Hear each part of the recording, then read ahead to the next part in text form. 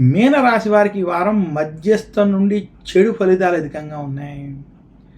మీనరాశి వారు ఏలినాటి శనిలో ఉన్నారని ఒకసారి గమనించాలి.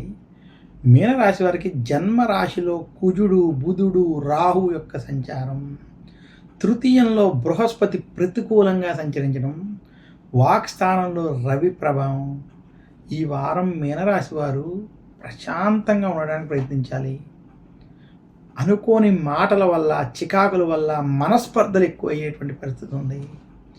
ప్రతి ఒక్కరితో ఏదో ఒక గొడవ, చికాకులు మాత్రం మీకు కనపడుతూ ఉంటాయి.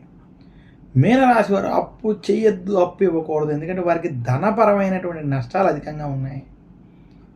ఏలినాటి శని ప్రభావం వల్ల ఎదుటివారితో ఎవరిని గుడ్డిగా నమ్మద్దని మాత్రం సూచిస్తున్నాను. ప్రతి ఒక్కరితో వాగ్వివాదాలకి మాత్రం మీనరాశి వారు దూరంగా ఉండాలి. ఈ వారం మీనరాశికి ఉద్యోగస్తులకు ఉద్యోగంలో రాజకీయ ఒత్తిళ్లు, చికాకులు అధికంగా ఉంటాయి. వ్యాపారస్తులకు అసలు ఈ వారం అనుకూలంగా లేదు. చాలా ఆచితూచి వ్యవహరించాలి. రైతాంగం, సినీ రంగం వంటి రంగాల్లో ఉన్నటువంటి వారికి ఈ వారం కలిసి రాదు. మీనరాశి రాజకీయ నాయకులు దేని మీద ఆశ పెట్టుకోవద్దని మాత్రం సూచిస్తున్నాను.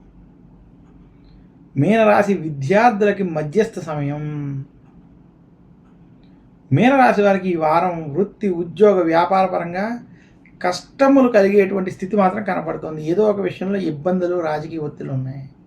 మీనరాశి స్త్రీలు ఆరోగ్య విషయాల్లో, కుటుంబ విషయాల్లో ఖచ్చితమైన జాగ్రత్తలు వహించాలి. మీనరాశి వారి ఈ వారం మరింత శుభ ఫలితాలు పొందాలి అంటే శనికి తైలాభిషేకం చేసుకోవడం, గురు దక్షిణామూర్తి స్తోత్రాన్ని పఠించుకోవడం, అలాగే దశరథ ప్రోక్త శని స్తోత్రం వంటి స్తోత్రాన్ని పారాయణ చేయడం మంచిది. దక్షిణామూర్తి స్తోత్రాన్ని మీనరాశి వారు నిత్యం పారాయణం చేయాలని మరొకసారి సూచిస్తూ ఆచితూచి వ్యవహరించాలని మాత్రం సూచిస్తున్నాను.